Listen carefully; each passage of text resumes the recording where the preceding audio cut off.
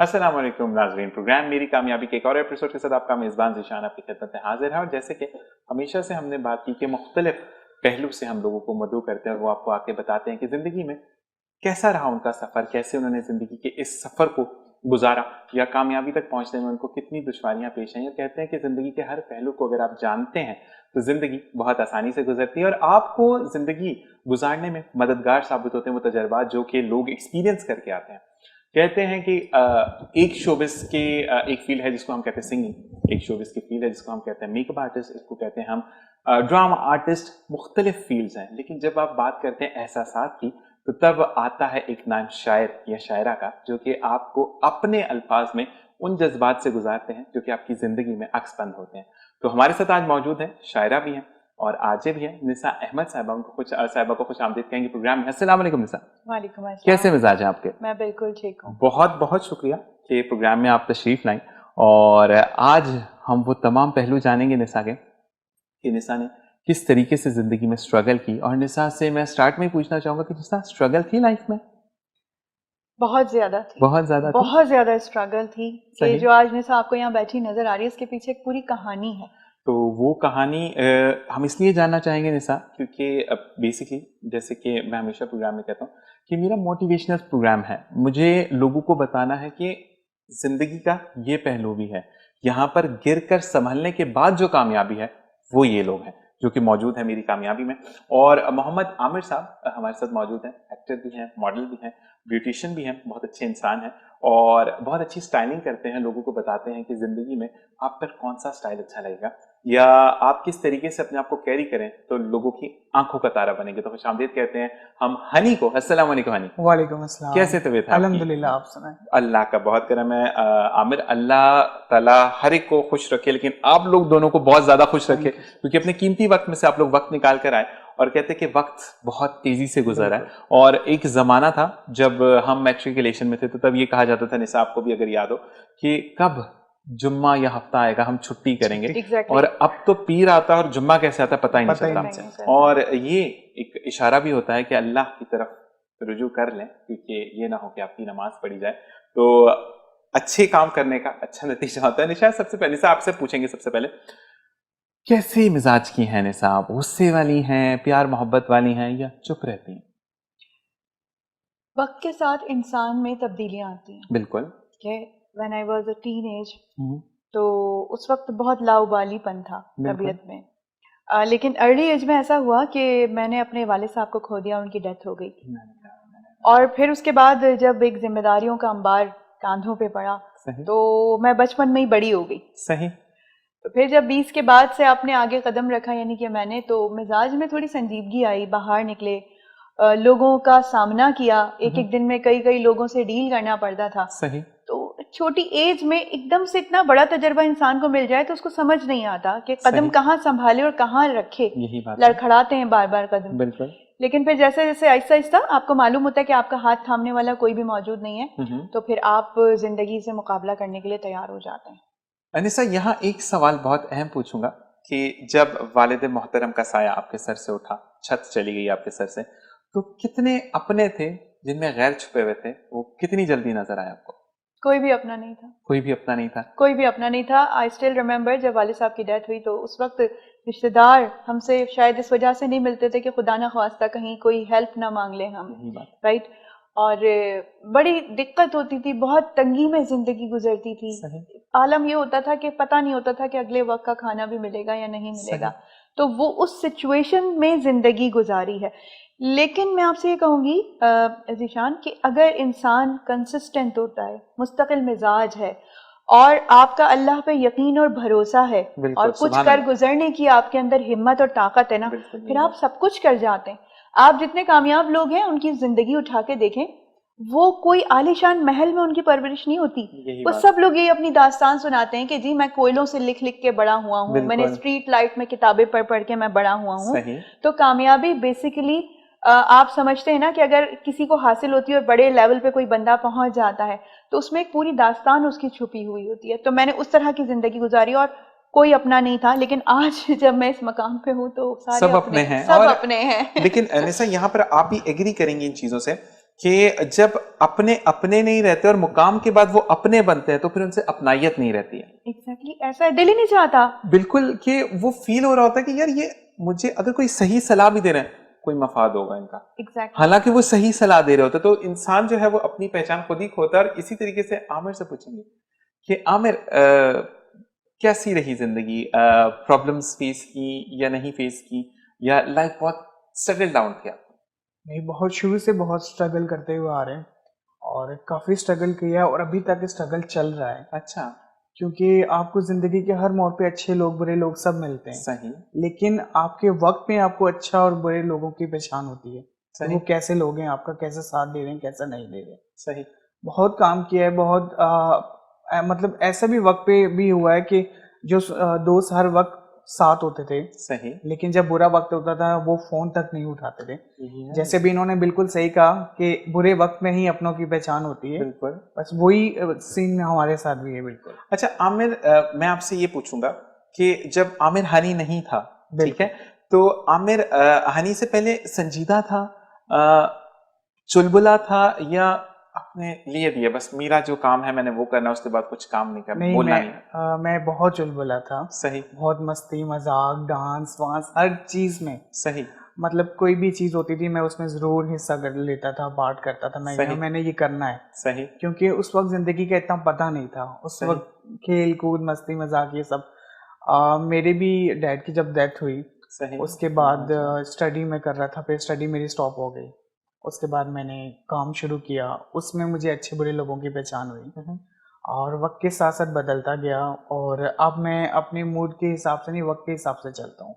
किसके साथ कैसे बोलना है, किसके साथ कैसे रहना है, कब हंसना है कब रोना है, ये जिंदगी आपको सिखा देती है। असल में मैं अपने नाज़रीन से भी ये बात कहना चाहूँगा कि हम जो मीडिया के लोग होते हैं हम रिपोर्ट्स नहीं होते हैं, हमें रिपोर्ट समझा जाता है कि हमारा मूड एकदम से स्विंग होता है। ऑल्दो जब हम ऑफ द एयर थे तो हमारी बात बिल्कुल डिफरेंट थी। अब जब ऑन द एयर हैं या हमारा प्रोग्राम रिकॉर्डिंग स्टार्ट है या आपका लाइव प्रोग्राम चल रहा है तो मूड स्विंग्स करते हैं आपके। लेकिन ऑल्दो मीडिया के जो लोग हैं उनके पास भी दिल होता है, उनके पास भी जज्बात होते हैं, उनको भी बुरा लगता है और उनको भी दुख होता है। लेकिन ये चीजें एक्सपीरियंस हुई कभी? आप तो मीडिया की हैं, आपको क्या दुख हो और दर्द से लेना, कभी ऐसे सवालात हुए हैं लोगों ने किए? हाँ बिल्कुल, मुझे अक्सर लोग कहते हैं, अभी मैं जहाँ काम करती हूँ या मेरा जो भी प्रोफेशन है और आवाज की दुनिया अच्छी से आरजे हैं आप, माशाल्लाह माशाल्लाह, मेरा ताल्लुक है, तो मुझे अक्सर कमेंट सुनने को मिलता है, आपको क्या परेशानी है, आप माशाल्लाह आपकी तो जिंदगी बड़ी जबरदस्त है, आपको किसी किस्म की क्या टेंशन है, क्या दुख है, हंसती मुस्कुराती आपकी जिंदगी है। लेकिन लोगों को दिखाने के लिए भी बाज़ दफ़ा आपको अपना मूड इस तरह रखना पड़ता है। अच्छा ज़ीशान, मेरे साथ ऐसा ये है कि जब इंसान बेहतरीन वो है जो अपने तजर्बात से सीखे। सही। तो अपनी ज़िंदगी के तजर्बात से मैंने ये सीखा है कि लोग ना हमेशा आपको हंसता मुस्कुराता हुआ देखना और सुनना चाहते हैं। सही। आप अगर किसी शख्स के पास बैठ के 1 से 2 दफ़ा अपने मसले बयान करना शुरू कर देंगे ना तो लोगों को आप लूज कर देंगे। सही बात है। तो मैं जब भी अब लोगों से मिलती हूँ तो मेरी कोशिश ये होती है कि कोई टेंशन परेशानी की मसाइल की बात ही ना करूँ, उनको ये इंप्रेशन दूं कि अल्लाह का शुक्र है सब सेट है जिंदगी। सही सही सही जी। मेरा भी यही हिसाब है। मतलब इस फील्ड में अक्सर हमें लोग देखते हैं, वो हंसता खेलता हमारी पिक्चर्स वीडियोस देखते हैं तो वही कहते हैं कि जैसे तुम लोगों से ज़्यादा ज़िंदगी हसीन किसी की है ही नहीं। लेकिन जितनी खुशी हम सामने दिखते हैं, नज़र आती हैं हमारी, उसके पीछे उतना ही गम भी होता है। लेकिन हम हर किसी को गम अपना शेयर नहीं कर सकते, दिखा नहीं सकते। किसी को नहीं पता कि हमारी लाइफ में क्या चल रहा है, क्योंकि जैसे आम लोग अपनी रूटीन पे जॉब पे जाते हैं, काम पे जाते हैं, वो काम करते हैं। ये हमारी भी रूटीन का जॉब है, हमारी ज़िंदगी का हिस्सा है। ये हमारी जॉब है, हम करने आते हैं, हंसते हैं, ये स्क्रीन पे आते हैं, जो भी है हमारा ये काम है। हम ये काम अपना करते हैं कंप्लीट, लेकिन घर जाने के बाद हमारी रूटीन चेंज हो जाती है। हमें भी आम लोगों की तरह जाके अपने घर में काम भी करने होते हैं। सही। अपनी चीज़ें भी देखनी होती है, फैमिली को भी मैनेज करना होता है, उनको भी टाइम देना होता है, हर चीज़ हमें करनी होती है। सही। लेकिन ये हमारे जो स्क्रीन के सामने वाले लोग हैं, ये हमारी बातें नहीं समझ सकते, हमारी फीलिंग्स को नहीं समझ सकते। मैं ये भी कहूंगा, निसा भी यहाँ पे मौजूद है और हनी भी मौजूद है, यानी हमारे आमिर भाई भी यहाँ पे मौजूद है, कि आप बेसिकली शायरा भी हैं, इस चीज को ज्यादा आप एक्सप्रेस कर सकती हैं कि जितने भी हंसते हुए चेहरे होते हैं उनके पीछे बहुत दास्तानें होती हैं गम की। ये बात सही है, शायर ने सही कही है और इससे आप एग्री जरूर करेंगे क्योंकि आप लिखने की दुनिया से हैं और कहते हैं कि जो शायर हजरात होते हैं बहुत हसास होते हैं, खवातीन या मर्द जो भी हों शायरी में, तो बहुत हसास तबीयत के होते हैं, तो वो इस बारे में भी हम आगे आपसे जानेंगे। अच्छा, मुझे ये बताएं कि लाइफ में कभी ऐसा मोड़ आया कि अनिसा के सेक्रीफाइस किया हो फैमिली के लिए? शादी पर जाना है, स्कूल या यूनिवर्सिटी की कोई पार्टी है, लेकिन नहीं अफोर्ड कर सके, सेक्रीफाइस किया, लेकिन अल्हम्दुलिल्लाह अपनी फैमिली के लिए किया और आज उस पर फख्र है। बिल्कुल हुआ है सर जीशान, हुआ? बिल्कुल हुआ। कई मौके ऐसे होते थे कि पहनने के लिए कपड़े नहीं होते थे, सही, जूते नहीं होते थे, सही, जेब में पैसे नहीं होते थे उस जगह तक जाने के लिए, गिफ्ट सही, देने के लिए पैसे नहीं होते थे, सही, और मैं बहुत रोया करती थी बैठ के, सही, और अल्लाह से फरियाद करती थी कि हालात कब बदलेंगे, कब बदलेंगे। क्योंकि जब आप परेशान कुन दौर से गुजर रहे होते ना, वो टाइम आपको लगता है सदियों पे मुहित हो गया, बिल्कुल यही बात वो है। गुजरता नहीं है बिल्कुल भी बिल्कुल। वक्त।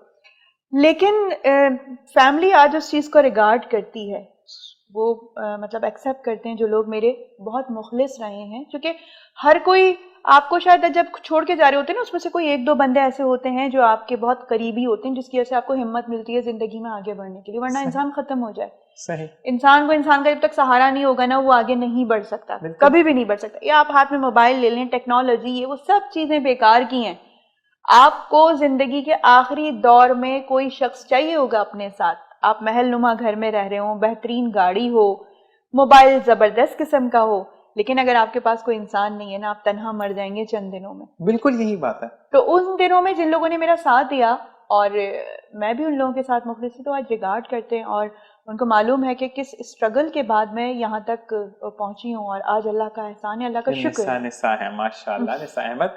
हाँ जी, अब मैं आमिर से पूछूंगा कि जो हनी भाई हमारे, ये बताएं कि कोई सेक्रीफाइस है लाइफ में जो आपने किया हो और आज उस पर फख्र है कि मैंने अपनी फैमिली के लिए किया था? बहुत सेक्रीफाइस किए हैं। मतलब ऐसी चीज़ें भी होती थी, मार्केट जाते थे, बहुत चीज़ें अच्छी लगती थी दिल को, सही। दिल चाहता था ले लूं, अब लेने भी लगते थे, फिर सोचते थे अगर ये 10,000 की हम एक चीज़ बाय करते हैं, तो मैं पहले फैमिली के बारे में सोचता था, इसी में उनके लिए भी कुछ लिया जा सकता है। सही, मतलब हम ये सोचते थे कि इंशाल्लाह अल्लाह पाक हमारे भी हालात बदलेगा, इंशाल्लाह, हमें भी ऊंचाइयों पे लेके जाएगा, तो हम ये चीज़ आगे जाके भी कर सकते थे।